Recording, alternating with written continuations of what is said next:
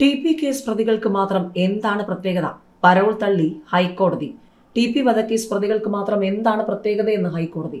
ഈ കേസിൽ പ്രതികൾക്ക് ലഭിച്ചിരിക്കുന്ന പരോളിനെ കുറിച്ചെല്ലാം അന്വേഷണം വേണ്ടതാണെന്നും കോടതി. 12ാം പ്രതി ജ്യോതി ബാബുവിന്റെ പരോൾ ആവശ്യത്തിലാണ് കോടതി വിമർശനം. ജ്യോതി ബാബുവിന്റെ ഭാര്യ പി.ജി. സ്മിതയാണ് ഭർത്താവിന് 10 ദിവസത്തെ അടിയന്തര പരോൾ അനുവദിക്കണമെന്നാവശ്യപ്പെട്ട് ഹർജി നൽകിയത്.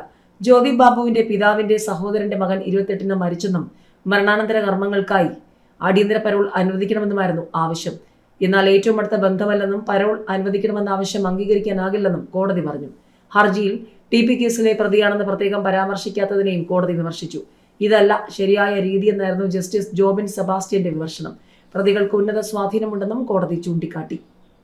ആർ. ശ്രീലേഖ സർക്കാർ ഓഫീസുകളിലെ അഴിമതിക്കഥകൾ ഒന്നൊന്നായി പുറത്തെത്തിക്കുന്നു.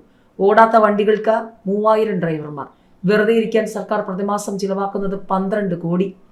Thiruvananthapuram Sasthamangalam ward councillor R. Sreelekha സർക്കാർ ഓഫീസുകളിലെ അഴിമതി കഥകൾ ഒന്നൊന്നായി പുറത്തെത്തിക്കുന്നു. 15 വർഷം കഴിഞ്ഞ വാഹനങ്ങൾ നിയന്ത്രിക്കുന്ന കേന്ദ്ര നിയമം വന്നതോടെ സംസ്ഥാനത്തെ സർക്കാർ ഓഫീസുകളിൽ 4500ഓളം വാഹനങ്ങൾ 15 വർഷം കഴിഞ്ഞതായി കണ്ടെത്തിയിരുന്നു. ഇതിൽ 3000-ലധികം വാഹനങ്ങൾ 20 വർഷം കഴിഞ്ഞതിനാൽ രജിസ്ട്രേഷൻ പുതുക്കാനാകില്ല.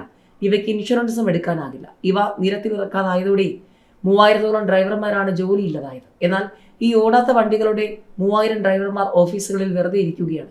ഇവർക്ക് വെറുതെ ഇരിക്കാൻ സർക്കാർ പ്രതിമാസം ചിലവാക്കുന്നത് 12 കോടി രൂപയാണ്.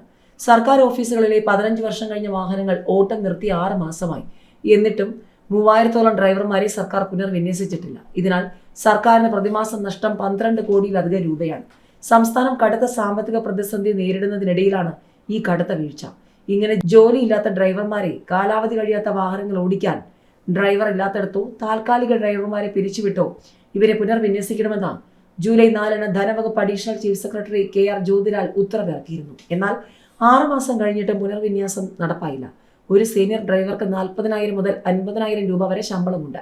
40,000 രൂപ കണക്കാക്കിയാൽ പോലും 3000ഓളം പേർക്ക് പ്രതിമാസം 12 കോടിയോളം രൂപയാണ് ശമ്പളമായി നൽകുന്നത്. ഓട്ടമില്ലാത്ത വാഹനങ്ങളിലെ ഡ്രൈവർമാർ രാവിലെയും വൈകിട്ട് പഞ്ചിങ് നടത്തി ഓഫീസിൽ വെറുതെ ഇരിപ്പാണ്. ഇത്രയും പേർ തൊഴിലില്ലാതിരിക്കുമ്പോൾ പല വകുപ്പുകളിലും താൽക്കാലിക നിയമനം നടത്തിയിട്ടുമുണ്ട്.